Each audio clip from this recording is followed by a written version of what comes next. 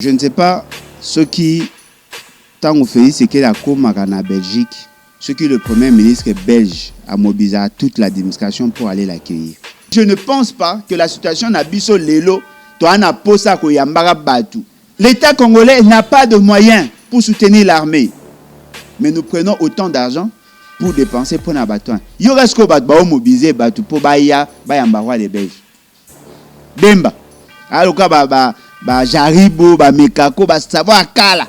Baso Maronga par nostalgie. Bato, Bomara Lumumba, Toya Babango avec triomphe. Maman Langa, ata so to komimboka batama boma yango. Et là, on est obligé de repérer Lumumba à Malonga, ce qui est bundi pour la justice. Eh, babenga yango ki bolole.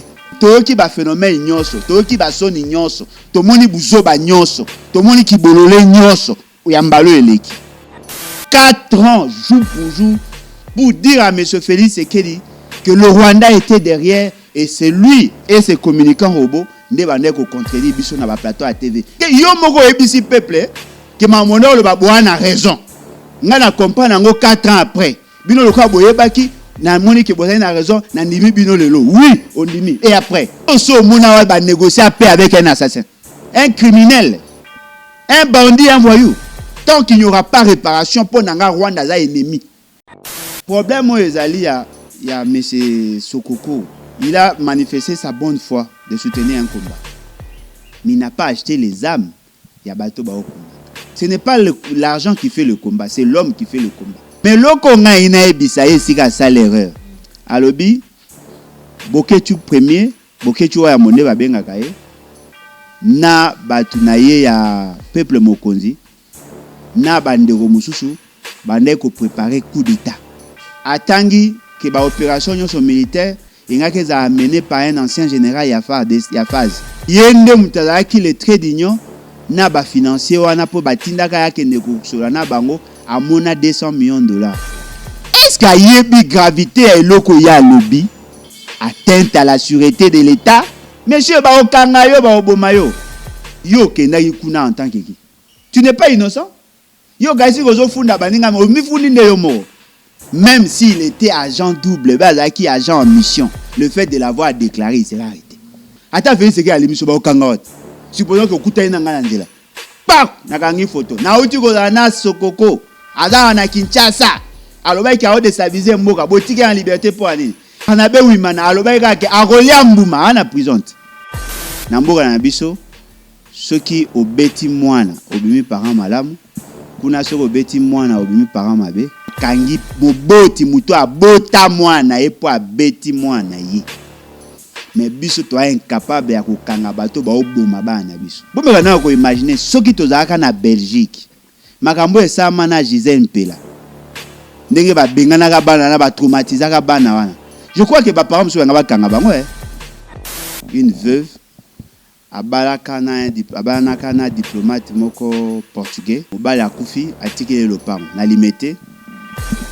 Et le Pangouana Batu, c'est-à-dire un député provincial, créé réseau. On a roboté la moisson dans le Pango. Neto yoka député Angol Lolo à vice-gouverneur à Kinshasa. Mais agitation est outil na kanaye. Bon, banana tika koluba likambouana parce que député on a CPT. Papa, je m'en fous. Na OCP na hôte. Boyo escroquer batu ndaku na bango baloba te po bo assumer ba fonction. Wa bisa ko nga banga ba fonction na bino. Bo sala o nyonso boyo ko linga bo sala. Nakuzonga simate.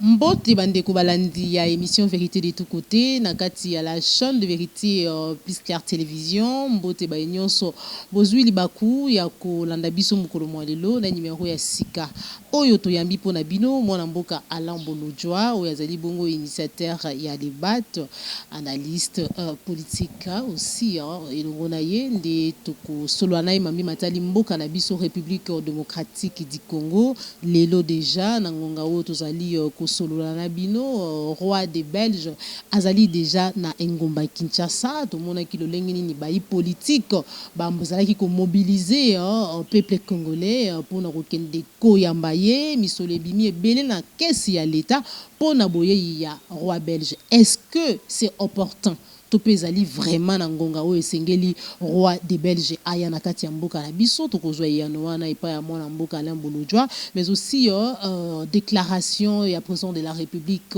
lobi na ngambo ya oyo bipai wapi azali ko confirmer eti Rwanda azali ko soutenir M23 par rapport na agression au tozali ko connaître mais aussi lelo la tongo toyoki ministre ya communication koloba eti ezali na probable rencontre entre président de la République na agresseur ya mboka la biso République démocratique du Congo na kombo ya Paul Kagame tokosola yango na kati ya émission na biso mokolo lelo mais aussi procès François Beya azali bongo conseiller spécial ya président de la République en matière de sécurité o wapi toyoki procès comme si bongwani toyoka ki boso azali ki matali mingi coup d'état mais là tokoyoka on dit insulte contre le président de la République tout le ba été outrage tokozwa et ya no topé réaction à mon mboka Alain Bolojwa sans plus tarder na pesi matondo mingi na popola yo mbozwa misima caméra merci l'équipe Mbimba ya Plus Clair Télévision la chaîne de vérité mon mboka Alain Bolojwa mbote na yo mbote mama langai mbote na balandi en tout cas merci beaucoup une fois de plus pour l'opportunité oni les bat makambo nyo sezali ko tambola bien bon nyo se tambola bien te mais au moins toza ko avancer parce que tobo sanante que tozali na ba contrainte belé et toza ko bunda avec le moyen de bord pour na ko arriver il y a ko fanisa d'abord les structures et puis il y a ko tala comment aussi ça mambo ya agrément et ainsi de suite donc tozali vraiment ko landa makamu nyo tout na boke binyoso toza ko banda kala mingi te ko procéder na ba vente ya ba carte de membre justement pour nous permettre à ce que toi atteindre l'objectif facilement. Donc, à la minute, tu as lancé ma carte, ma vente, ma carte, pour la carte, ma membre d'honneur, et puis ma membre effectif. Tu as lancé ma carte calamité. Mon mboka Alain Bolojwa na ngonga oyo tozali kosolola na yo roi des Belges azali bongo na engomba Kinshasa. Mobilisation et salami Jean-Pierre Bemba bengi peuple congolais population congolaise pour okende ko yamba roi des Belges bakangi banzela embouteillage awa déjà na Kinshasa comme pas possible na ngambo ya Assemblée nationale bengi zaki déjà ba député pour ete bakende bakota na ba bus oyo kokende ko yamba roi des Belges mais est-ce que boye ya roi ezaki important tout peu opportun na ngonga oyo mboka na biso ezali en guerre. Bon, je ne sais pas ce qui tant fait c'est que la Comara en Belgique, ce qui le premier ministre, ce qui le premier ministre belge a mobilisé toute l'administration pour aller l'accueillir.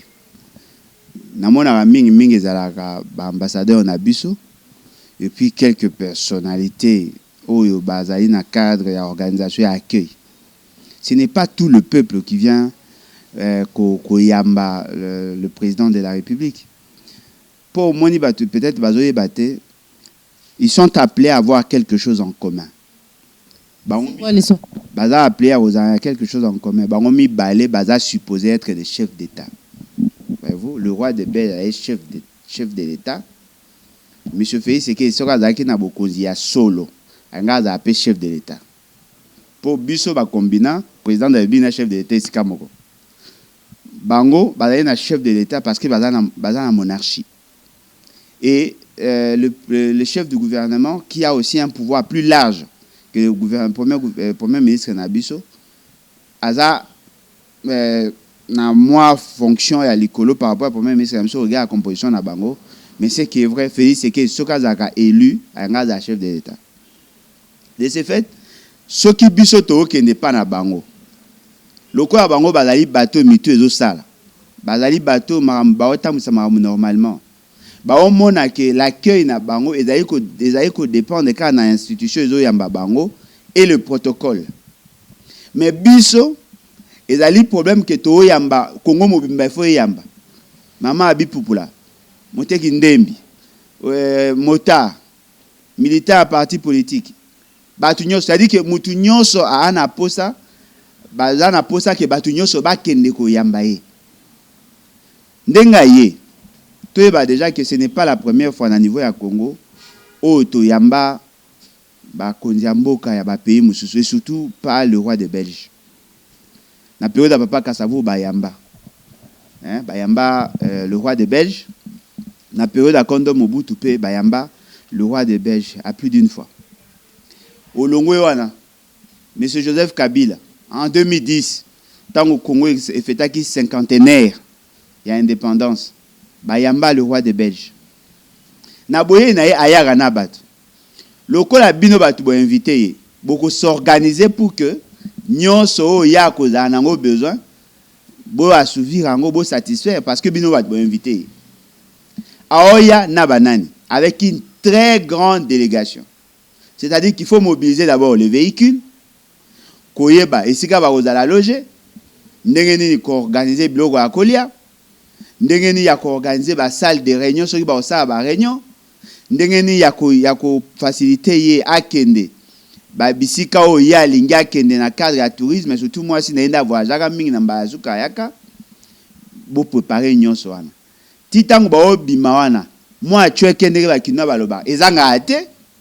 Akoya bayambaka mokonzi maboko pamba te, il faut wazana quelque chose. Tant obima na mboka na biso aokende. Na mbala suko ya yaka. Eloko batu ba retena o batika nango o ekota na ba presse na bango ezani. Comment pouvait-on expliquer que le roi de Belge s'est déplacé dans un pays pauvre où à Seng à Vivaka sous la nani comment on dit à Vivaka sous les mamelons il y a Belgique à la sous-perfusion économique il y a pays à Occident à se permettre qu'au zoua ou qu'au pesa la dame la reine il y a Belgique bijoux il y a grande valeur. C'est ce que les gens retiennent. Mais depuis que Baya, avant Baya, pendant que Baya qui, même après, la situation de l'Est a perduré. Aucun investisseur sérieux n'est venu. Qu'est-ce qui a changé? Tant que le roi de Belge Ayaka Liboso, CNDP qui pendant en fougue. Après, il y a M23 et Botami. C'est après son départ. Peut-être va se rendre compte que Koya n'a pas loté. Combien d'entreprises créées depuis que le roi de Belge a Asuka? Citez-moi une entreprise belge qui s'est installée après 2010. Boye Bisanga est installé dans Mbouane. Avant, le Belge avait gagné beaucoup de marchés. Nassima, il y a Louis Michel. Parce que Louis Michel, qui était le parrain de Kabila, qu'il avait soutenu en 2006, a gagné qui va marcher belé, surtout dans le domaine, dans le secteur minier. Dites-moi, qu'est-ce qui a été fait? Quelles sont les grandes entreprises belges Oyo Bakoya na roi de Belge, Oyo Bakoya ko créer emploi chez nous? Quelles sont les études de faisabilité Oyo déjà basali? Parce que boy bisanga te ke Bakoya ko bandane ko signer ba protocole d'accord awa. Pour que ce qu'ils vont faire et dans quel secteur. Certainement que préalable, étude à faisabilité, et Salamaki, il y a préfaisabilité, c'est Salamaki. Dites-moi, ils viennent aujourd'hui, ils nous apportent d'abord combien? En termes d'enveloppe, combien? 1 milliard, 500 millions, étalé dans combien d'années? Bon, mais combien? 4 milliards d'euros, 1 milliard 500 millions. Et comme maman, na période nini, quels sont les mécanismes de remboursement? Ce sont ces questions-là. Parce que, koyamba mopa, eza ngo mabete. Mais il faut me poser la question. Ce qui, mbongo mopa koye la bino, eza mouké par rapport à mbongo bino bo dépenser. Pour calculer à 2 fois. N'a pas un exemple, moi, simple. bobi poni batamboka bayamba bango difficilement ya Kinshasa po baya kana ba fufu batondolo na basafu bobi poni bayamba mingi batapoto akoyela eloko moko ka eza na valeur ya kolega emsa elo chemise à $50 et mususa elio nini tanga koya abano dépenser akoyo za pesi $10 poisson basika ebi monete batu ba profiter. C'est ça les familles na biso neza ya on va pas koyela ba on va couleur baso ba mbeto asika. La Belgique vient chez nous. Faut to yeba c'est que nous allons gagner. Il faut to yeba. Parce que je ne pense pas que la situation na biso lelo to ana posa ko yambara batu alors que nous sommes dans une situation de guerre. En réalité, il faut te focaliser plus notre énergie par rapport à la situation à Est. Parce qu'il y a des enfants qui meurent. Basi, ba o violé. Bandeko na biso ba o kufa. Pasi na biso ezali netolo ba lobo. Bana ba na bisanga. Ba o kima bitumba. Kaka semaine autour aussi là, on a tué encore 20 personnes à Irumu, na Ituri. L'État congolais n'a pas de moyens pour soutenir l'armée. Mais nous prenons autant d'argent pour dépenser pour nos bâtons. Il y aura ce qu'on va mobiliser pour Baya, Bayambarwa les Belges. Bemba. Oui. La produit a calessé les cas, ça le quoi souligne, oui souligne. Bah ça va mourir à cala, bah bossa na ngo déjà. Alors quoi bah jaribo, bah mekako, bah ça va à cala. Bah so maonga par nostalgie. Bah on est mobiliser. Bah tu y a union dit sacré, bah on mobiliser bah tout. Pour que Bango ensemble va kende goyamba. Dites-moi, on va mobiliser toute la population pour aller accueillir le roi des Belges. Hospitalité, la République démocratique du Congo, c'est un pays hospitalier. Non mais hospitalité on va yambara Kagame na nini. Na stade de Martyrs. Ba yambara ina Goma. Yo na no boya Kagame. Est-ce que ngana ko boya ba yambara roi des Belges? Na ko boya te. Po yepa yambara ba oya biso baba tango benga ba konza yambara bango pe kuna na ko boya te ba yamba bango. Mais la question maintenant que nous devons nous poser, pendant quelle période toi na situation ya mabe lelo nde tozaboy mboka na biso ezali secoué na situation ya guerre eloko ezali surprenant soko ke ko ta na niveau ya ministère ya finance depuis babandi ba décréter état de siège. Par rapport à bango ndenge baolo d'après ba communicateur na bango ba bimisi déjà 36 millions de dollars pour la soutenir ba opération ya état de siège. C'est-à-dire que le deux gouverneurs wana ba yoki solo ya mbongo ya 36 millions. Tam so ba moni nyoso te mais ba yoki solo ya 36 millions. Soko zi 36 millions wana. O divisé ngo par 21 000 militaires au bango bazaki na ngo posa. Et tombé pratiquement ya ba $1,200 l'an. D'abord 14 mois, $1,200. Si on divise $1,200 par 12 mois, on peut remarquer que les soldats ont coûté dans la République $100. $100 à ration, $100 à munitions, $100 à carburant. Nous se dépense, nous sur l'État a dépensé pour les soldats morts, c'est $100. Est-ce que Naboye Oyo glisser un mot par rapport à Maïmazali, peut-être soutien pour soutenir la République démocratique du Congo face à l'agression? Après ça, matin na Twitter. Soutien ya kosa akopesa ordre na nani Kagame atosaka union atosaka Nations Unies akotosa le roi des Belges totika ko s'illusionner le pays est dans la situation et ils ont besoin plus d'intelligence ndenge tozaboy moi na za ko préparer examen d'état ba frère yobi ke ba futaka ba frère belé au sali yango nanu te mobengi baninga na ba kolia nandaku na yo alors que aussi sinon mambo ya est-ce que batu ba omona normal wana mwana ba osala yo opération na hôpital ba frère ezali ebelé ozumbo wana sombeli batu ba secret pour ba mela. Non, il y a des priorités, c'est ce qu'on appelle la hiérarchisation de besoins. C'est vrai, le roi des Belges a koya mais en ce moment précis on gagne quoi? Et puis les aventures surika wana te. Qu'est-ce qu'il y a de plus grave?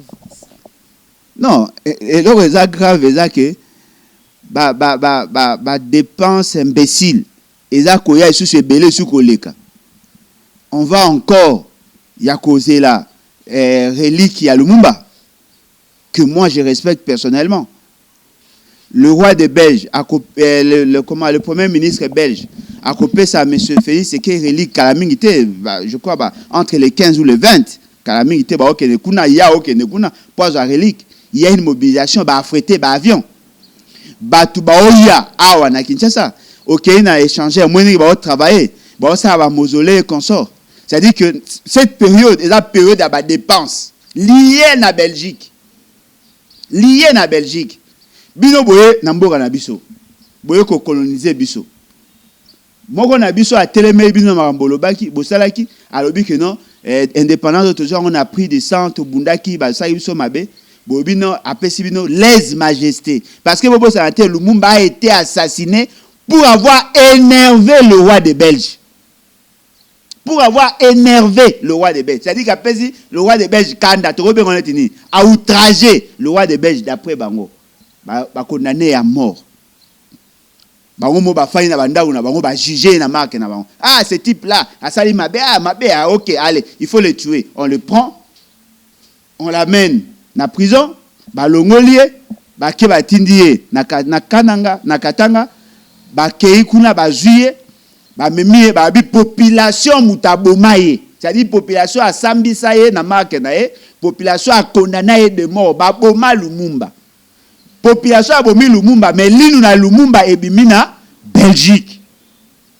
Parce qu'officiellement, la population ta sambisa ye population ta bomaye. Linu na ye bimina Belgique. Pour que linu na ye zonga, ole ke bato ba mema ki ba zongi sa biso to dépenser sous mbongo ebele pour que to zongi sa linu et puis linu ngo to okunda ngo api na échanger alimité to cha linu to sali mausolée bato ba bomaka Lumumba to yamba bango avec triomphe. Maman nanga ata so to komi mboka batama boma yango to dépenser mbongo ebele pona okunda Lumumba accompagné na bato ba bomaka ye. Est-ce que bomo nango normal? Est-ce que mboka batu pena ba mitu ezala normal? Est-ce que bomo nango normal? To dépenser mbongo ensemble na bato ba bomaka Lumumba pona kokunda pas Lumumba lino à Lumumba. Vous posez bango question reste à nzoto Lumumba ezaba. Qui vous dit que lito ineza quelque part? Qui vous dit que le bogo na ebe mutu neza quelque part? Pour lino longwa, mutonga longola azaka dentiste. Azaka na problème à Kari ba ki longola lino ne bazwa. To ba arracher lino peut-être azaka encore vivant. Tant que lino ba olongwa peut-être azaka vivant, azaka peut-être un mécanisme il y a torture. Mutu o azana a détenir lino wana. Il est encore vivant. Bo sambisi o bana ndenge nini ba mutaboma papa na bino azoya avec triomphe azongi sa bino testament. Oh non voilà papa na bino akufanga na bomaye mais c'est le cas eta testament tika ki yango avant kufa alobaki na bino bana boko no tanga ah papa na biso atinde biso message a bien mais mutu wana zo bana bino ke ye mutaboma ki papa na bino ye mutaboma ki papa na bino botiki mama papa bowela ka testament pa tike bino eloko nini obiso to ko pesa Lumumba ya malonga soki to bundi po na justice. Donc, c'est pas comme ça. Dépense à nécessité, toi et sous pape. Non, partout, Boza béni. Maman Nangaye, je peux pas douter, na boya présence, il y a pape. Parce que pape, c'est une très grande personnalité. C'est vrai, Alaina Boyambi Nangate, mais n'a pas douter, la grandeur n'a été, la suréminence n'a été. Parce qu'il le dit, ça serait une folie de ma part. Mais le problème est que vous allez voir, et ça problème est à priorité. Et ça problème est à priorité. Il ne faut pas faire la confusion entre l'urgence et la nécessité. C'est nécessaire, mais ce n'est pas urgent. C'est nécessaire, mais ce n'est pas urgent. Nous avons une situation, l'État congolais a mbongo te, mais pas au gaspiller.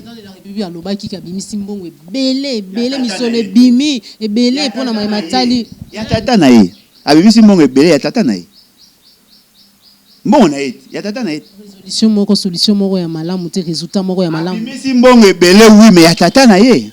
Soki ezali mbongo ya pays, akoki kosama ndenge ya lingi te na ndenge afandi akomi kokanisa. Soki lobi na bi ngaza héritier.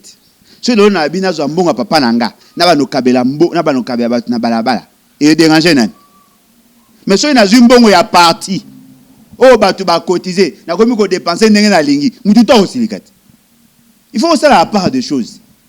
Aux ans héritier et moi na été que batikela mbongo mbongo na bango famille ata eba pasola muta opexer azate mais mbongo ya l'état va gérer ngo boyeta boya mba papa koya na ba dépenses nyonso bino ne bo invité oya oya yepe ba délégation je suppose qu'il y a pas ya pe na ba investisseur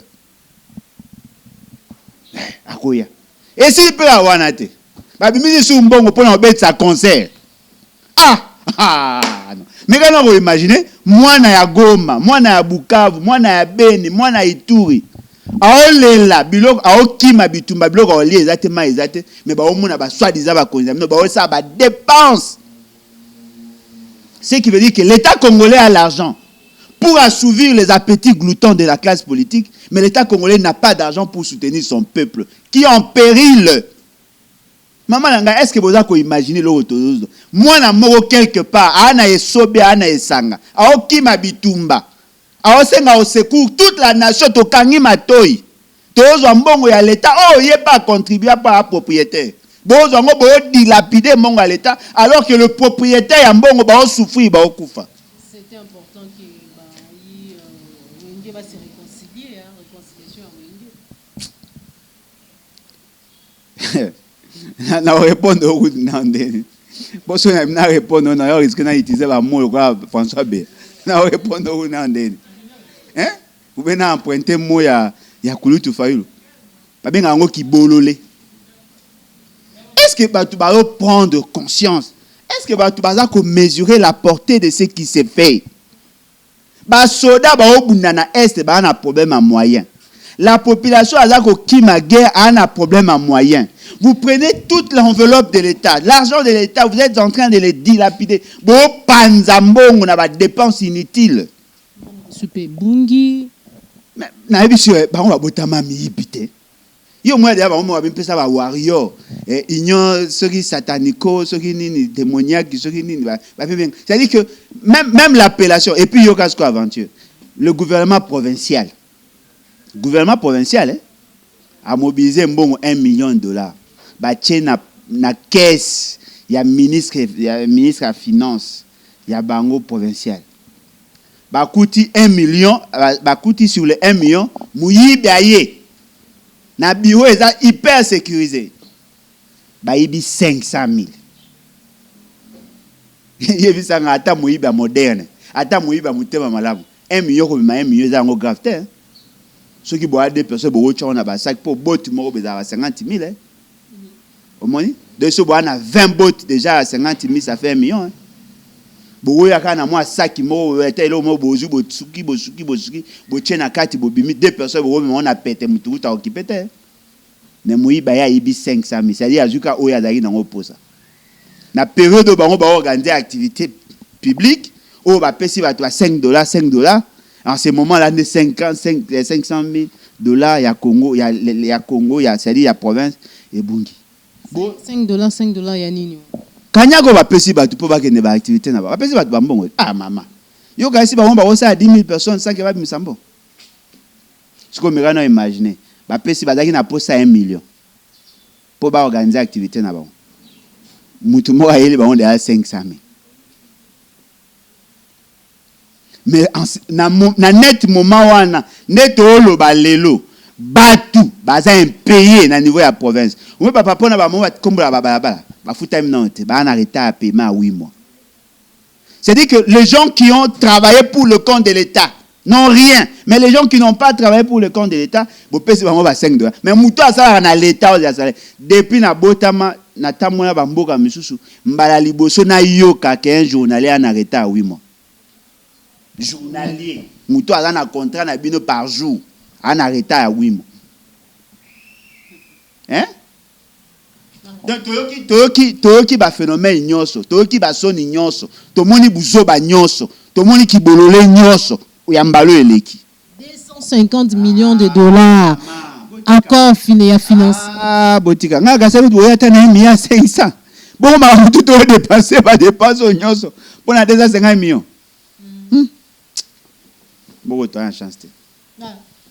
Merci beaucoup. L'oignon sera pendant 50 millions.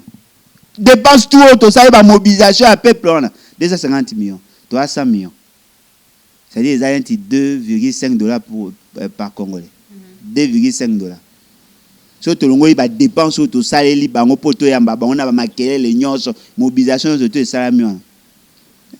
Mamongo ya 250 millions, mamongo ba détourner. Boki sangoteke na ministère de la Finance, il y a un problème d'argent. Ils ont créé un compte parallèle, bien que je ne suis pas totalement contre la démarche, mais il y a l'argent hein, dans un compte parallèle, bah loger sur 300 millions de dollars quelque part. Est-ce que Boki Sangote, que na ministère na Jekamine, d'ailleurs na Obenga Binoto Fanato solo là, sur le dossier à Jekamine, combien l'État congolais perd en termes d'argent à cause d'un accord signé entre les partis? Mais, bon, c'est pour la Boyambi, roi des Belges, à 250 millions. Sur le plan relations bilatérales hein, et même Union européenne. Et la perception na bango. Ba kumisa pe Kagame na Rwanda. Na stade, ba kumisa Kagame na Goma. Pour na bango, c'est ça leur perception. Ouais. Et vous voulez me dire que le roi, l'avènement, il y a roi des Belges, c'est une ouverture pour la République parce qu'il y a l'Union européenne et c'est comme si c'est la première fois. Allez poser la question. Le roi, le président tanzanien, a sali ba réalisation est belé. Il a reçu combien de rois là-bas? Bosila Sony Binopé. Yambalo eleki mwana mboka Alain Bolojwa Kolanda, président de la République. Le Lengenini Atalisi Nangambu ya Oyo, qui aujourd'hui il est clair hein, que c'est les Rwandais nous agressent.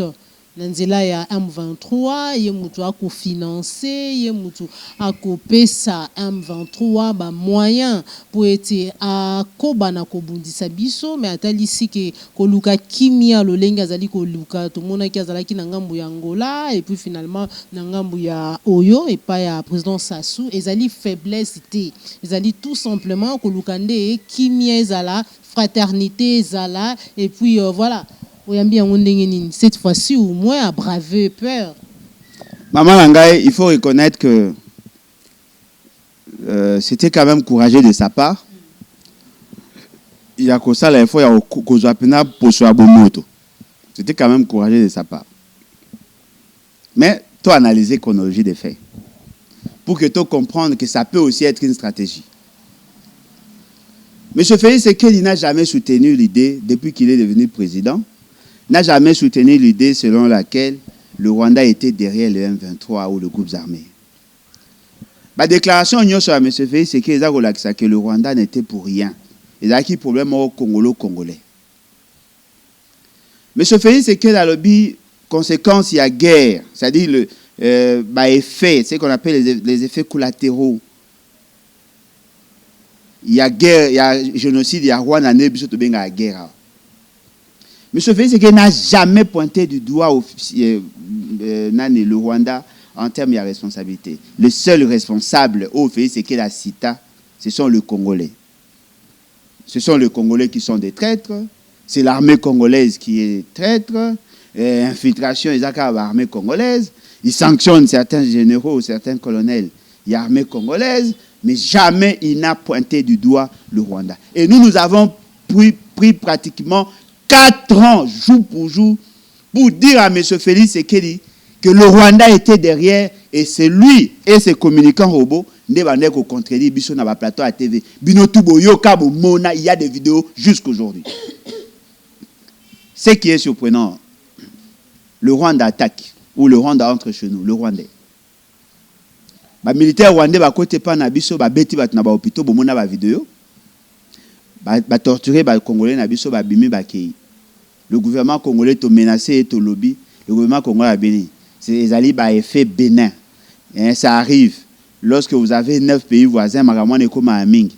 Et ba tona ba kotaki na bango prutu musika ba tsuka à 100 mètres. Ba dépasser ka 8 localités. 8 localités na 100 mètres. 8 localités na 100 mètres. C'est-à-dire que localité moko après chaque après chaque comment je peux dire, après chaque 1,5 mètre, 15 mètres, vous avez une localité. Ça, c'est d'après sa perception. Deuxième fois, Rwandais, Koti Namboga Nabiso, Soda, Soda Nabiso, Kangi Bango, chargé à communication, il y a Bango Kuna à partie Est à Congo, il y a opération. A sali déclaration à l'objet que Rwandais va côté pas Nabiso. Il a été contredit par le gouvernement. troisième fois, cette fois-ci, c'est la population ne va kangi bango. Mais ce fait, c'est que cette fois-là, notre gouvernement, n'a bien qu'ils étaient ambigus au départ, c'est ressaisi, non, voilà, c'est une preuve que Rwanda va côté pas na biso. Le gouvernement et le biso malobami balé. Ministre de la communication, le bio yazo kanisa, ministre des affaires étrangères, le bio yazo kanisa. Après Nasuka, on attendait M. Félix Tshisekedi. Batu nyonso ba manifester. Ba kulutu Martin Fayulu, ba Kabila, ba Matata, ba tunyo, c'est-à-dire tous les partis de l'opposition, tous sans exception. Ba kulutu Muzitu, ba nyonso tout ba manifester sauf l'IDPS. Qu'est-ce que l'IDPS na lobby te? Boyo qui déjà lobby a condamné Mamba Rwanda. Bah ça y déclaration, bah ça y manifestation, mais ceux qui malonda benga ça marche. Ils n'ont rien dit, ils n'ont rien fait. Ce qui est encore très grave, mais ce fait c'est qu'il dit azalaki na Angola. Bah tché presso ba gangeli kuna. Ah bino, je n'ai pas d'autre choix que de libérer les militaires. Alors que ah ba boya ko libérer, kuna a décidé de libérer les militaires. A repé ça 2 militaires et pas Angola. Angola nda ko yeba ndene ko rapatrier bango kozongisa bango na Rwanda. Ba biza preuve ya kolakisa ke to kangaki bango ya so yango to opesa. Non, quelqu'un qui viole votre loi, votre droit. Vous l'arrêtez chez vous. Mais avant ya ko seng batwana ba senga ke bazongisa. Il faut d'abord bo fanda bo yoka bandima ke bazaki batwana ba batuna bino parce que ces gens-là sont des militaires rwandais, oui ou non? Oui. Ils se sont retrouvés chez nous, oui ou non? Oui. Bokangi bango po avec mbeko na bino, oui ou non? Oui. Mais pourquoi bozongisi bango mbamba? Parce que na Rwanda balobini babi ke bazaki ba militaires rwandais kidnappés dans leur pays et ba memi bango na mboka na bino. Lokwa bino bozongiseli bango batona et la kisi ke thèse na bango ne la li plausible, bango ba na raison bino ba na tort.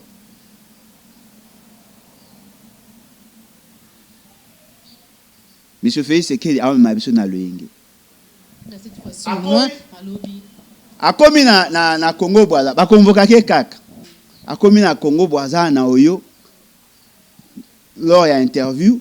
A lobby na ki na raisonnement eza moins cohérent ko. Au senti bien que mutu bina o kwa mutu bina lo bako. A lobby, non voilà, le Rwanda, il confirme que le Rwanda est derrière tout ça, Mamba M23, c'est le Rwanda et c'est le Rwanda et c'est le Rwanda. Oui, ce que vous dites, c'est ce que nous avons toujours dit. Même nos enfants, déjà. C'est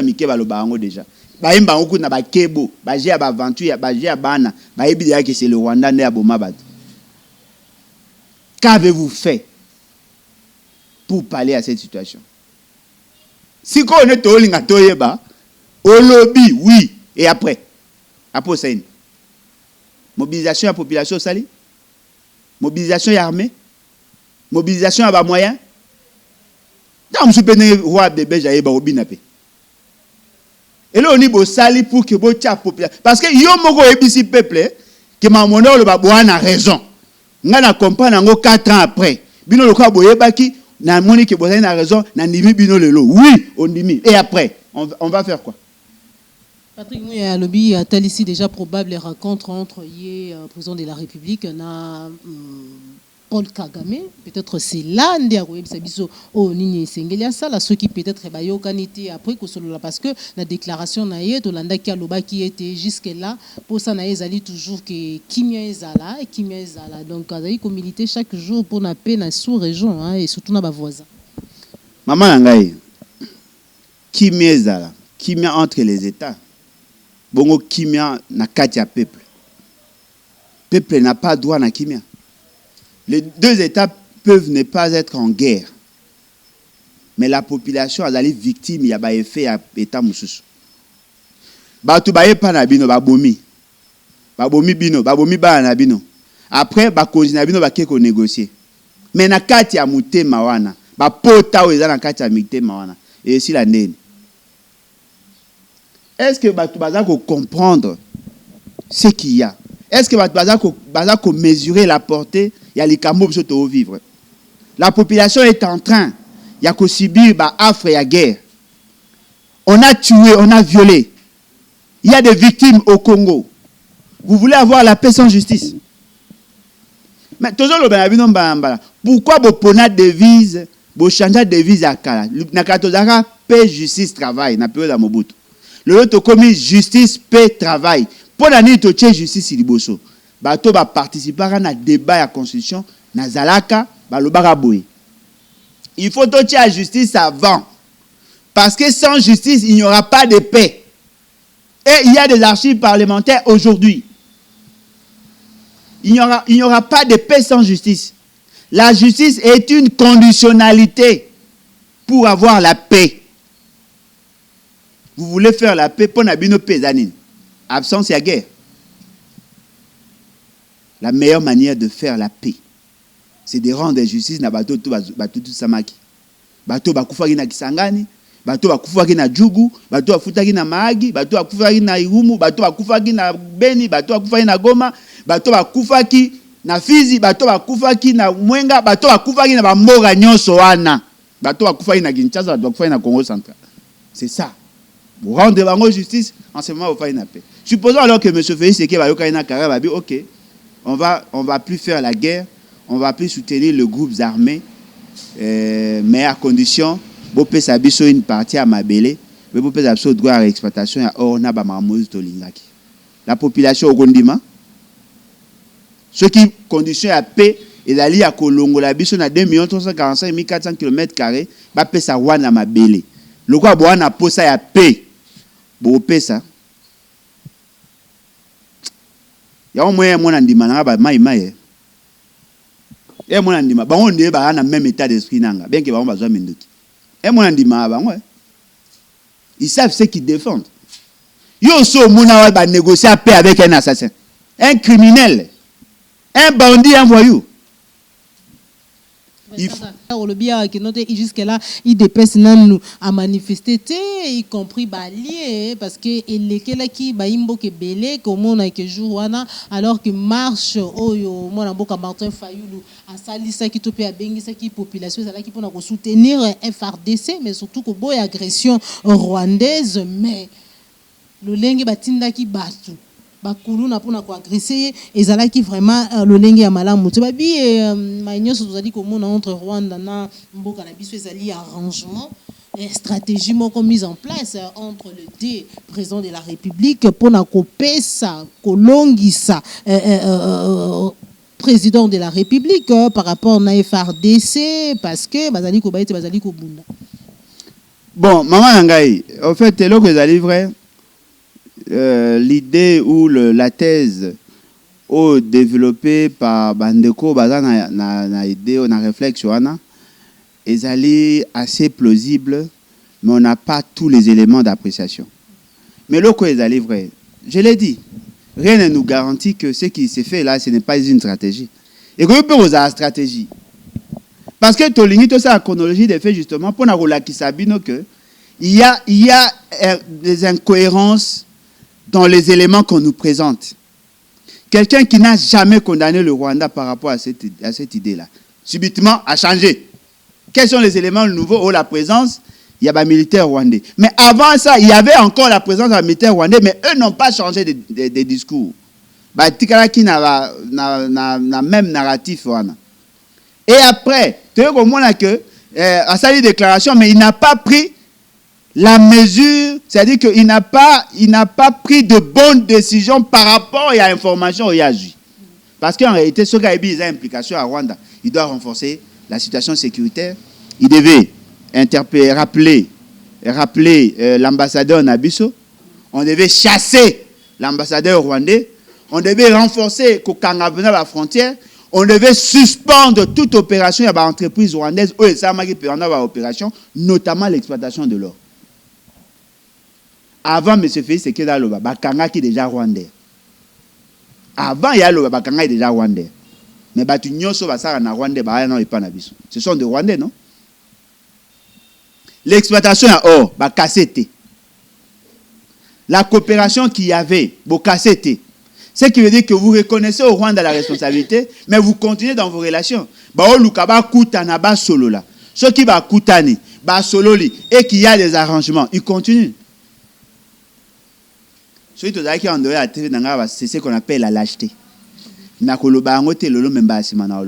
basaka rega kanda makasi ya bi mayo bino bosali na kati ya mboka na bino ba symbole oya bango ya mutu ya makasi botumbi yango bosabote yango akomela papa nano monite zelo komona bosaka nena fezi ke bomesana na omonite symbole ni drapeau yebisa yesiko différence oya za ko pesa entre drapeau na 10 millions de personnes.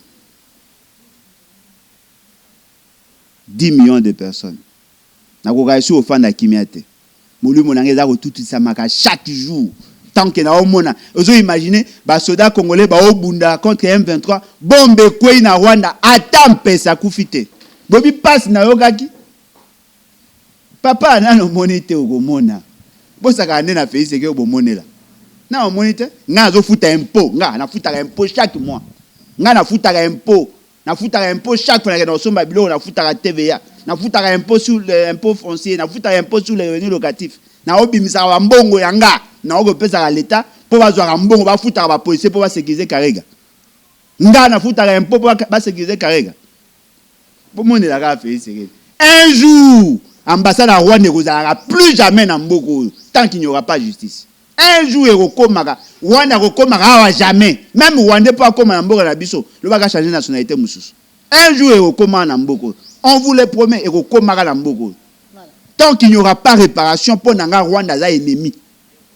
Et fort malheureusement le politicien congolais ne comprenant pas ces histoires là ba kenda vers bango ba to ba yebi ke pona ozwa bokonzi na Congo il faut aller vers le Rwanda même ba petit politicien il faut pas qu'il vers le Rwanda ba censé Rwanda ba kumisa bango. Moni la sacralité au même na mboka na bino na et aussi là un jour le jour où biso to kende pas na bino ko boma ba te pas na bino boko mango na histoire mais bino to yebi ba jour bo sala ba massacre bo sala bo kunda basi na biso vivante bo pasola ba mabumu ya batu bo bimisa ba fetus bo tuta bango na mama boka bo boma ba na biso bo kata bango ba mitu bo sala nyoso bo ngai ko sala bo viola basi na biso bo sa ba ndete bo kotsa bango na ba appareil génitaux na bango nyoso wana toza yango na image et on dit ça chaque jour à nos enfants ba yebara yango que le Rwanda a boma biso près de 10 millions de personnes il y aura un jour bo pays bo sa ba aventure za Félix Sekedi et aussi là un jour et on vous le promet et aussi on vous le promet papa Limbolodjoa mikolo milekanaki tomonaki biso nyonso arrestation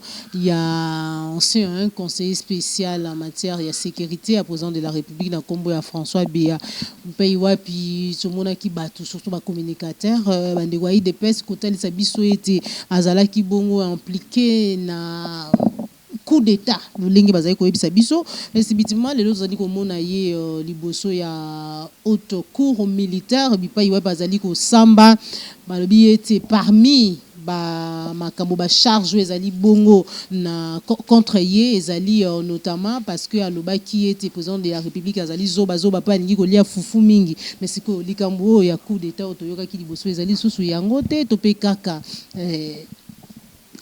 Maman Ngaï, l'IDPS est né dans le mensonge. Dans le barango, chaque fois, tout le monde a karaté. Au moins, mouton a botama à l'okuta pour na vérité, ça le quoi alikamamabe. Voyez-vous? C'est-à-dire que mouton a botama na ba valeur, à défendre la valeur, même si ça ni les alliés, l'éducation, ni l'intention mais sa conscience lui reproche de quelque chose. Mais mouton a botama na mensonge, à mon avis, mensonge les alliés bien. Oh, ba benga ba mendologue. Pour naïe à romona ango que c'est normal koko ça. Ce qui a le but vérité conscience n'est qu'au reprocher. Bon conscience a pas tout ça corrompu. On nous dit que François Béa a un tenté na vie à Félix Sekedi. Ba kanga est précipitamment parce que c'était ba présenté dans le quoi à coup d'état. Il aurait fait des réunions stratégiques, il aurait mobilisé, il y avait des généraux. Bobo santé ba tchaki ba généraux mo so ba yave ba tchaki ba te belé ba bi que non ba toana ba nga ba ça à coup d'état et raté. C'est-à-dire il y avait une tentative à coup d'état. Tentative à coup d'état, c'est-à-dire coup d'état raté. C'est-à-dire que vous avez déjà en opération, mais échoué. Tous les gens doutara na bango parce que na yebi ke ba la vérité te. Na sala ba émission il faut aller bon à Béa. Alors soutenir Béa. Comment yo mto ba na opposition non, moi je ne peux pas soutenir Béa. Moi je soutiens les principes. Moutoise à la moutuya Félix Sekedi aza moutuya wab ce qui a un danger et que maramba opesa ba information na douter nango na défendre d'abord les principes. Quand j'avais pris parole pour soutenir pour condamner l'attaque ya ndaku ya Kaboun Na sala ki yango parce que j'étais convaincu que c'était une mauvaise chose. Tango ba yuti ba yiba boma ba ati lukwe ba na Assemblée nationale. Na telemi yango parce que na yebi que ce sont des mauvaises choses. Moi je viens défendre le principe. J'étais parmi les rares. Il y a bateau ba telemi la ki yango. Paf, dossier comme ko évoluer. Oh non, asala souciat na lopangu na ye. Et la kisi ke ba lekwa ba na souciat wana ba policier ou ba na souciat ba ça ba exercice physique na kata lopango, ce qui veut dire que ba préparer quelque chose. Ah bon? Policier na souciat. Alors ça exercice physique. Na kata lopango ya mutu ska souciat ezali. Bo lié ngomba moko na coup d'état. C'est-à-dire que nanga ça exercice physique, ils allaient pas avoir mis préparer pour ka bo ma Félix Sekedi. Ba a déstabiliser mboka. Question. Souciat ça marqué en quelle année? Avant que Félix Sekedi ne soit président de la République. Deuxièmement, qui peut organiser un coup d'État avec la police? Dites-moi, quelle est la formation aux policiers à Zoua pour être capable d'affronter GR? Félix Sekedi a plus de 15 000 militaires sécurisés. Aucun n'a souci à 6 policiers va préparer coup d'État pour éliminer Félix Sekedi. Alors, comment on a un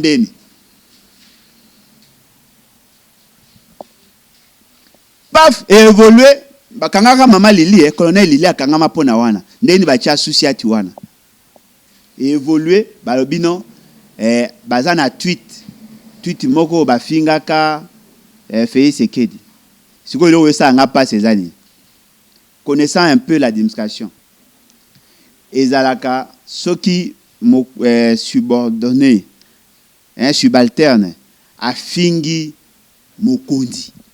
Il y a ce qu'on appelle barème de sanctions au niveau de toute administration. Il y a une chaîne à télévision, il y a partout dans l'organisation, et même il y a même association de Koulouna. Il y a un texte qui ceux qui ont saliboué, ils sanctionner.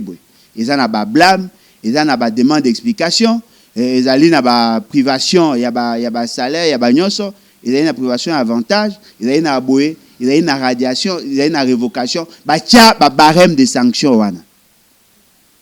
Monsieur François Beya, c'est un agent public de l'État. Azali détaché de la présidence de la République. Azali régit d'abord dans le protocole, il y a service au Yazanango. Et puis deuxièmement, Azali dans le texte où il y a régit la présidence de la République. Ce qui a fingaki Félix Sekedi, la sanction ne doit pas être administrée par un juge. La sanction doit être une sanction à caractère administratif. C'est-à-dire qu'au regard, il y a un texte dans le a fini mon conseil va sanctionner par rapport à ça. Parce que qu'on a fait infractionnel, mais il y a le principe, il y a subsidiarité. C'est le directeur du cabinet qui doit les sanctionner. Le principe, il y a subsidiarité. Tu as droit dans l'université. On laisse ça, on amène le dossier en justice. Il y aura ce qu'on a inventé. La greffière de Tanga, fait pour lequel Bakangé François Beya. Oh, il y a des messages. Monsieur François Beya a lobby na Félix Sekedi azaka zoba. Greffière on a tangi. Alingika kolia fufu. Greffière on a tangi. Abi na ya lobaki na yeki tama. Greffière on a tangi. Bon mais on a imaginer fait wana ba mettre en la place publique, baza ko entendre un haut fonctionnaire de l'État devant le public et le gana TV, ba otambisa ba oloba magambo ya finga ki mokonzi. Mais bino motang bo tango ya ka bo finga et. Ezaka lokwa mwana moko o tokutana na situation mwana moko mama na ye aza borgne. Siko muninga na ye afingi ye ke mama na ye li tobuka. Mwana siliki abaniko bundisa muninga na ye wana. Siko baboti babimi na mama na ye aza wana. Moboti abimi batu nyonso siko baye baokabula bango. Batuni siko mwana na. Bo bunda nini? Oye mutabaniko beta ngai. Yesu asiki te abeti afingi mama na ngai. Afingi mama na ngai angazu abunise lisusu. Batuni afingi nini? Oyi kataya mama na lobate. Oyi pwani. Po soki ya lobby qui a fini maman nanga lui tobuka et zati yé pas fini maman ne akanyi mutema lobi angote. J'ai apprécié ce garçon na moi que moi en a maïle. Tant on a moni l'état congolais ça ya oh mais moi na l'état congolais na maïle. Yo ko lega na te wala na biso ke non a fini Félix Tshisekedi zoba zoba. Bana nyonso ya Congo ba yeba ki angote ba yebi po yo lobi. Siko tango ba a fini matama. Siko mutu tango biko lukata matama ngo. Eh tokomi wapi? Mutu tango mo lukata matama ngo. Mutu omzo ah mais François ben pas na raison hein matama eza hein. So au moins pèse bokomisi bokonzi. Mais c'est fait ce gars il a collé à fufu mingi. Mutu to azongi ah moi sina lobaka. Fait ce qu'il a collé à fufu na tsakamande sina musuni. Tant que on a réseaux sociaux, bah moni ba photo, la quasi majorité à ba photo Félix Tshisekedi ça devant fufu ba bien mais ça na raison. C'est-à-dire que bino mongo bo linga bo humilier Félix Tshisekedi sans le savoir. N'y avait-il pas moyen de les sanctionner à niveau d'administration? Voilà au final mo konzi bobo entendre si aller, bo sanctionner au longo directeur, au longo conseiller spécial. De vos yeux bo tché attendre la résidence surveillée. Parce que dans le protocole, agent et service à renseignement, bah oui, vous tiens la résidence surveillée. Ils n'ont pas besoin d'un juge. Mais oh yo bosali, bozako bimisa botaou ya fait c'est que mutu nyonso a commis. Ce gars on tama tama. Et comme ko bimalo quoi, et comme le quoi, le moya ba blague, tout le monde veut maintenant se moquer de Félix Tshisekedi. Tout ça pourquoi? Ils veulent construire un mensonge sans avoir l'intelligence nécessaire. Yo so mona muta sa coup d'état finga mutu matama. À partir de matama fingi mutu et puis ils appellent ko finga te. Matama yango. Matama, tam so bat ba linga te matama yango. Mutu mutana volume ya matama na ye. Au mona mususu matama eza ko fungwama, mususu eza matama eza mo apla, ba mususu pe matanga eza ko kota, mutu mutana matama na ye. Yango le bokangeli François be. Joanna, outrage contre le chef de l'État. Le chef de l'État ba finga kaye te ko finga ye to ko ba matama to ko ba zoba te ko ba ningo le fufu mingi te. Oh. Allo bate. Maman na ngai. Tout ça sérieux. Bo se ba zu boke tu ya mbezane. Asi écoute ba opandre. Hein? Et là ba biloko que un subordonné ne peut pas dire ça à son chef et puis bon me poser des questions. Alors bah yango wapi. Babi kezaki so ina WhatsApp. Conversation. Oui, si ko bo rendre au public nan. Atindeli mutu. Mutu ana alakisi bino. Bino bozi bo memi na TV. Qui ont insulté Félix Tshisekedi en fait. Nana fini Félix Tshisekedi. Et ça François Béa ou Bézabango. Parce que l'injure ou l'insulte ce qui est dans la place publique, ça n'a pas d'effet. Mais ce qui est fini dans la place publique, c'est en ce moment-là et commis na effet. Binosko bozi mutu a commis un message, atineli mutu moko. Bino bozi message, soit bomuna we pa na ye, soit bomuna on a message et pas mutu parce que le doute faut ba kendaki na service à renseignement, na ni po ba ko tala message wana. A bozi sko message wana, bino bo balancer yango. Bino ne bo fini. Bon, bofingi était bolobi ndengaza. Eza soni. Tellement que l'État congolais a commis à niveau. Boyebi combien de bateaux bafinga Mobutu? Combien de bateaux bafinga Félix Tshisekedi et Kabila? Combien de bateaux bafinga roi des Belges? Est-ce que va ça un spectacle ndenga ba ça? Eza soni, union se za ya manque à maele. Et moi je dois me poser une question. Hier, François Béa, c'est un homme intelligent parce qu'il a été formé dans l'académie Ebélé, dans le centre Ebélé à formation, parce que toute sa jeunesse, pratiquement, elle est en service. Et là, il y a Moni à Kofinga Félix, c'est qu'il y a un. Ce qui veut dire que Amoni, il est incompétent. Ah oui, non. Il y a niveau injure, il y a incompétence ici, mais il a niveau plus. Pour ça, il est incompétent. Oui, il a apprécié par rapport à. Alongwe na degré incompétent amemi na maloba ya batu ya balabala, c'est-à-dire qu'amemi na niveau ya C. Voilà bané qu'il est incompétent, il n'est pas assez apte, il n'est pas assez habile. Alongwe na ba qualificatif ya batu ya ba na ba fonction likolo amemi na niveau ya C. Alinka kolia fufu, ka kolia ba fufu, asa zoba. C'est-à-dire qu'amemi na masolo ya C. Nenga ba finga batu na malewa. amemi na niveau ya C o ba finga bata pusu bata amemi na niveau ya C. Ce qui veut dire que yé muta vivara na po soki ngolo ayebi soki mboto azaboy ko wela ko boya te bazara na ensemble. Moi, on a une émission à Bisso pour finir un petit, je sais pas, commentaire ou mot par rapport à l'arrestation et à artiste musicien Ferrego là-haut, Kangi Nangambu ya France pour na Matali. Raison administrative bazalaki kolukaye nangonga oyo Covid-19 ezalaki mais depuis hier, depuis le samedi il a été arrêté et qui a kosala je crois 45 jours 40 jours na cachot. Bon, le quoi a vraiment la maîtrise à dossier na yebi ba raison te. Nous sommes solidaires, c'est un Congolais qui est arrêté à l'extérieur. Bon, mais on imaginer il y a un mundu qui était bakangi vraiment abina lobité mais ceux qui zaïka rwandais banga va libérer mbangu hein? Donc photo ça la photo ça solidaire bien que je ne connais pas les raisons ceux qui azaïki qui a violé qui mibeko ya mboka wana bakoyo ko kangaye parce que nous ne devons pas aussi encourager l'impunité voyez-vous bakoyo ko kangaye soka ça qui mabe mais nous restons solidaires parce que ali moko ya bandeko na biso oyo azan en difficulté. Moi na mutafunda ki obika bana poto nde bazalaka. Semblerait moi na betaki mwana akenda na kelasi batunyote papa betaki nga. C'est comme ça que basala qui plainte mais zala qui pendant temps ya Covid que bazaki ozwaete maintenant ils voulaient rentrer na mboka bakutani na ye nde bakani. Oui, c'est ça en fait l'état de droit hein. Il faut toyer barango que nous n'avons pas la même perception de la société.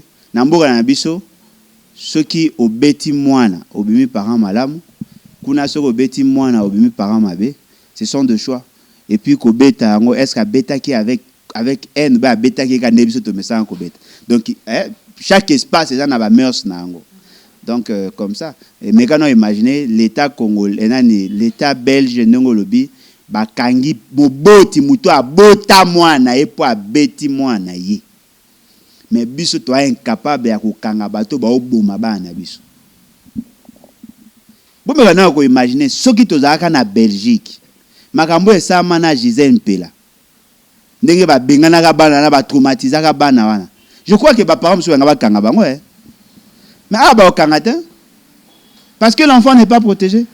Combien de parents basali ba abandon de famille ya na ba comment on appelle na ba bana baza ba ebi ba adresse ba parents. Personne ne s'inquiète hein? À s'inquiéter à que non voilà les enfants sont abandonnés, abandon de famille et tout ça. Il y en a pas. Il faut que tout ça l'effort pas que comme le quoi ba belge mais tout ça l'effort tout avancer. Tout comme à un niveau à protéger les enfants. Ça sera déjà une bonne chose. Nous sommes arrivés à la fin de notre mission, mais sans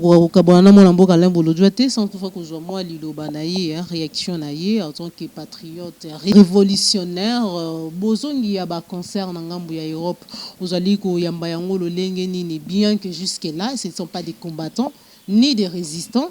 O bazali koloba ete sengeli concert ezonga o ezali distraction o ezali mingi ya parmi ba raison oyo bango ba telema pona koboya yango mais kasi oyambi yango ndenge ni tango Laurent Sokoko oyo toyebi na nzela ya Bokechwa Yambo oyo azalaki ko financer quand même ko sunga bango po ebiete tumbesenga ka mwa misolo soki mutu azala misolo aye quand même ko soutenir combat to pe résistance bato bakoboya te mais ya ko banza ete fini combat oyo ya musique ndenge azali ko benga yango esengeli musique ezonga na ngambu ya Europe et que ye akotia ba moyen nyonso o esengeli akotia en place pour ete Koffi Olomide abeta to pe pour ete musique ezonga na Europe.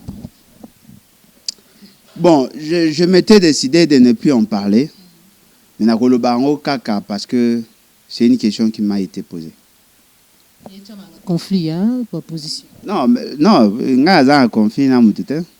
Na oloba mamonga azomona pe na okanisi mama na ngai mutu aye ko financer combat ya Bokechu premier a financer il y a l'auteur il y a 300 000 $, c'est beaucoup d'argent voyez-vous parce qu'en politique Il y a le lot na niveau bon bien que on ba politicien na niveau na bango ya combat na bango avoir quelqu'un qui vous donne 300 000 $, ce n'est pas peu, ce n'est pas moindre. Il faut qu'on soit reconnaissant et je crois qu'ils sont obligés d'être reconnaissants. Mais il a financé quoi en clair? Il a financé le combat na bango o ezaki ko consister notamment ya ko boya ko sa ba concert. C'est-à-dire que lui-même était convaincu, n'a bien fondé ya ko boya ba concert ya ngo a financé. Il était convaincu que ça va concert na pote za mabe. Raison ni ba on banda ko pesa ba o lo ba bino que concert za ko distrait ba na bango. Concert eza ko kabola ba foyer. Concert eza ko distrait bango nyonso par rapport à la situation de l'Est nde ba boya ki concert. Depuis ba boya concert, quels sont les avantages que eux ont pu tirer? Est-ce que bana bazongi la classe? Est-ce que bana ba o baneko kokoma distrait ba baneko kanga bango nombre ya ba prisonniers ya ba détenus na ba prison bato baza ba kangami na ba prison par rapport à folie ezaka na période wana? Est-ce que kiti qualité ya bana lelo en termes ya réflexion, en termes ya raisonnement, en termes ya combat, ya perception ya situation ya Congo, est-ce que mati? Est-ce que bango moko ba komi capable lelo ya koyeba ko gérer mbongo na bango? Parce que avant baneko ke na ba concert ba o dépenser, peut-être ba dépenses qui ba dépenses moins exorbitantes, baneko yeba ko ça ba épargne te. Est-ce que bango moko depuis ba concert eza ko beta maté, ba mona ke makamu na bango échange? Si oui, ce qui veut dire que le combat est normal. Ce qui est au concert et zongi, quels sont les dangers où ils ont présenté? Est-ce que bana bango ba wanozora su ba zemne bana ko zali bosote ba okoma su ba discrète ba famille ko pandanate ba meka ko comparer batala et lo oni ni concert memela bango et lo oni ni bango bana ko perdre na concert et lo oni bana ko gagner et lo oni lo ba ko gagner sur le concert zone. Ceux qui va raisonner en onyo so wana ba ko yeba ko zwa la bonne décision. Problème ezali ya monsieur Sokoko. Il a manifesté sa bonne foi de soutenir un combat. Mais il n'a pas acheté les âmes. Il y a bateau ba combattre. Pour nagola ta cravate mutakabenga. Nagola ta costume mutakabenga. Ukabelinga pola ndanga na TV, usepe na combat nanga. Apo le balanga voilà, na posa combat ne sila. Mponga na sombe la kayeba costume bimana na TV. Non. Yo soutenaki combat. Combat il continuer pour yo soutenir combat. Pour mutu msutu pas koya na sima na soutenir ka combat. Tu peux pas venir dire aux gens arrêtez le combat parce que ngam na pesa rambo. Combat bandaki quand yo yaki quand. Ce qui bomoni ke mbongo ndem te sala ka combat. Bozo aka ba mbongo nyoso bozana nango. Boso pa onka na balabala nyoso yango isala ka combat. Ce n'est pas l'argent qui fait le combat, c'est l'homme qui fait le combat. L'argent ne vient qu'appuyer, faciliter. Yozo senga batu batika combat pour yo pesa ambo. Non, yozo ga mbongo na yo financer batu mususu ba kolinga combat wana. Mais tant batu ba omona na musika ba moni ke yondo changer. Pour lo yo combattre qui yo changer. Ba tinelinga il a compris que c'était plus vraiment important, il a finalement compris. Non mais s'il a compris, il doit arrêter de financer. Il ne doit pas dire aux gens imposer aux gens d'arrêter. Yo tikande ko financer combat ya ko pekisa concert, financer ce ko combat ya ko soutenir concert. C'est simple. C'est simple, c'est facile à comprendre. Mais loko nga ina ebisa yesika ça l'erreur. Deuxième vidéo na. Moi personnellement je le connais pas. La deuxième vidéo à l'obi. À l'obi Boketu premier, Boketu ya monde ba benga kae. Na batu na ye ya peuple mokonzi na bandeko mususu bande ko préparer coup d'état. Coup d'état. Bande ko préparer coup d'état. Benga ba sala ba action moko insurrectionnelle ya ko ya botsa botomboki ko ya ko renverser pouvoir ya Kinshasa. Alobi na démarche na bango ba trouva ki quelqu'un qui pouvait financer à l'auteur ya 200 millions de $. 200 millions de $. Atangi que ba opération militaire inga keza amené par un ancien général ya phase ya période à Mobutu. alobi ke yende mutazaki le trait d'union na ba financier wana po batindaka yake ne kusola na bango amona 200 millions de dollars. Alobi ke babimisaki 60 000 dollars oyo bapesaki bato bakendaka na bango kuna po na ko négocier mamunyo so wana bapesaki bango 60 000 à terme ya transport. C'est lui qui a traité le dossier par rapport à financement et c'est lui qui est en contact avec ces gens. Est-ce qu'il y a une gravité et l'oko ya lobby? Si vous prenez un raisonnement, alors c'est un fait c'est que pardon.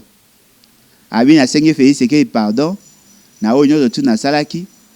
Bato benga ki baya na compagnie ki bango ba comité na niveau ko bimisa mbongo wana za ko exister bel et bien. Yango moni ya à se ressaisir, à se retirer na eloko wana. A sengi pardon. Atteinte à la sûreté de l'État. Yomoko leki na TV. Au sali déclaration, reconnaître ou avouer que vous avez une complicité pour déstabiliser l'État congolais. Est-ce qu'il y a une gravité là autour de ça? Monsieur, ba okangayo, ba obomayo. L'État a tambola kané bino ba okanzato, yé leki na TV lobi marambo yo lingo lo ba aventure. On va t'arrêter, ba obomayo, ba okangayo. Yo kenda yikuna en tant que qui? Au côté en contact, au yebaki déjà projet wana ke ba oluka ba boma bato ba déstabiliser l'État. OK pe yo pe OK pe kuna o yebaki OK pe o soyina bango pe bozwinda mbambongo pe bokaboli. Pe au côté en contact na général pour bossa ba transaction pour bo bimisa mbongo bo recruter ba ko tia des ordres na Kinshasa. Ba okanga yo. Tu n'es pas innocent. Yo gaisi gozo funda baninga o mi fundi nde yo mo. Soko yawa ba okanga yo. Sambila ga bat baye bate koye. Et puis il y a déjà des gens qui ba servir ne ba fonctionner. Ba ça il a capture, ba ça il a affiché mobimba. Ba ebio déjà ba ebio longina yo. O pesi yo mo route na ba avocat na ba zo yawa. Ba ko luka bango ba ko kanga bango ba ko kanga yo. Question atteinte à la sûreté de l'État, la question à Rouzon, le cas ba blague, il y a ba concert. Si seulement peut-être azana bangote etam soupe yaki ko soutenir combattre pour lobby ko komisa mayo comme il est lobo. Maman, déclaration na yé. Même s'il était agent double, qui agent en mission, le fait de l'avoir déclaré, il sera arrêté. Il sera arrêté. Yozo ba ke bo préparer l'eau pour déstabiliser les institutions. Mais ba kanga au moins, na conseiller bango ba maramsu aba bo le kanate bo consulter ba avocat. Bo conseiller ba juriste, bo yé ba limite. Il y a des choses que l'on ne peut pas dire. Yozo préparer coup d'état, au kasi ba olimiso bo faire ce que olimiso. Ata faire ce que olimiso ba kanga. Supposons que kuta ina ngana nzela. Ah, yo za mutaef ya union sacré, ngako sa coup d'état ba tiki en liberté. Pak na kangi photo. Na uti ko na sokoko, aza na Kinshasa. Alors ba ki a déstabiliser mboka, bo tiki en liberté pour ani. Oui, nani Barnabé Wimana, alors ba ka ke akolia mbuma ana prison. Siko mutabi ke ba na mbongo 200 millions ba déstabiliser mboka, bo tiki en liberté. Bo expliquer ngane.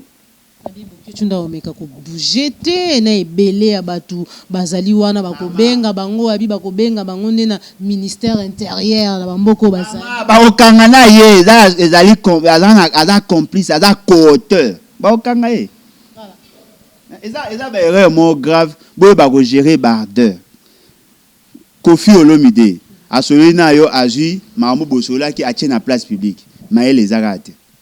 Il faut comprendre que le wana ba manipuler bino nyonso bino tout bo manipuler et boye ba ngonde bo kende et ça la paie bien te batu mususu pe ba okota na komba ngo na makambango ba olinga ba détruire bokecho ya mopo bango baza na posa ke ba récupérer végétarien et tout ça boye ba ngo ke ndenge pe bo fragiliser bino pe bo za fragiliser objectif na bango za ko toucher bokecho te ba na posa ba déstabiliser pour vous déstabiliser vous tous. Bozong ça no va conseil so boying bozong ça va conseil. Bozong ça no va décision ne boyinga bozong ça. Nga personnellement je ne peux pas donner mon avis parce que na joa qui décision en ate. Bo sala o bino bo ko sala wana mais bino mo bo réfléchir. Ceux qui va conseil zongi pendant tout ce temps là o bo l'accès que bo bunda pour la République. Bino tout bo occasionner manque à gagner à combien? Ceux qui cause à kobeta conseil ça bien et que bino bo boyaki. Ça dit que comment bino en sens té. Bon réfléchir pena bien pour ne boke mabe. Merci beaucoup, Papa Alain Bolojwa. Le ligne makambo ezali kokende mabe. Donc comme na soki émission na biso bande ko balandi ya plus clair télévision pe ya émission vérité de tout côté. Vous allez ke belé ba besoin ki libaku ya kolanda pe kokolta biso na banda kuna bino. Merci na Christian Bopati les référendums Jean Bembe West, Papa Laurent Mbo pe Papa Laurent Bongonza, Félix Mbatika Moma Boko Banque depuis Londres. Mais tous les alaki bongo ya biso, bien les alaki bongo ya mwana mboka Alain Bolojwa, mais kasi ya mboto kabwana complètement na ina kati ya plateau na biso to kosenga ye apesa numéro ya téléphone pona bayi bakozala vraiment na bosenga ya kosulwa na ye mboka mai matali mboka na biso République démocratique du Congo mwana mboka Alain Bolojwa malubombo. Oui, en tout cas, merci beaucoup pour l'opportunité. Ça, c'est un message peut-être que vous allez directement lié à thème autosororité. Il y a une dame, une veuve, abalakana diplomate moko portugais. Mobali akufi atikele lopango na limité et lopango wana batu, c'est-à-dire un député provincial a créé réseau pour na robote la moisson na lopango. Alobi ki mobali wana azaka na mwana moko abota ka ye avant na mwasi mususu. Mwana wana apesi bango ndingisa akoteka lopango baotekela un sujet belge. Ba escroquer moisson na ba boteli moisson na lopango. Ndeto oyo ka député yango aza muta pouvoir. Bato balandaki ngai pa Paul Tosu bamonaki vidéo wana. Na kei quelque part na kutai na batu baza ko s'agiter. Ba senga na nga. Na tika kolobela yango parce qu'un député a sepelité na ndenge tolobela ki yango asiliki. Soki mbatu wana bazali sincère ba oloba makambo ya solo.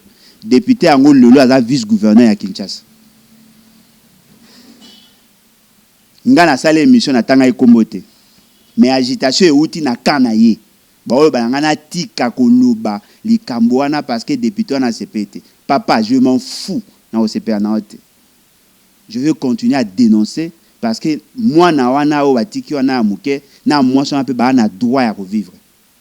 Boyo ko iskoke batu ndaku na bango ba lobate po bo assumer ba fonction. O ebisa o nga banga ba fonction na bino. Je vais dénoncer et je vais continuer à le faire jusqu'à ce que moi so na zonga na droit na. Bo sala o nyonso boyo ko linga bo sala. Na ko zonga simate.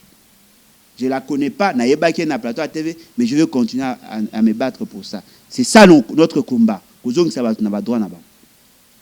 Bateau Baingi va contacter Bisso, plus 243 81 250 28 51. 81 250 28 51. Bobenga Bisso, tout sangana penza, tout ça la unité, dans le respect de la diversité et particularités positives.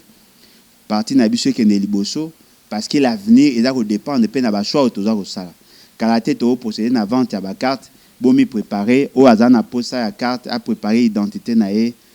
Complète, on va commencer à fournir les cartes, en tout cas bientôt. Ce cas de côte ici, madame l'administration publique, on va commencer à vendre des cartes. Et vous avez des cartes, il y a des PVC en plastique. Là. Donc, bon, me préparer. Le prix, ça vient au calaming. Merci beaucoup. Merci beaucoup, papa. Merci à vous. Merci na papa la yombo zoma kisi ma caméra cordo puis ma fuiko Joël Gonago chasseur d'images pe na ba nyonso bolandi biso mukolo mwalelo na kati ya plus clair télévision la chaîne de vérité. Au revoir.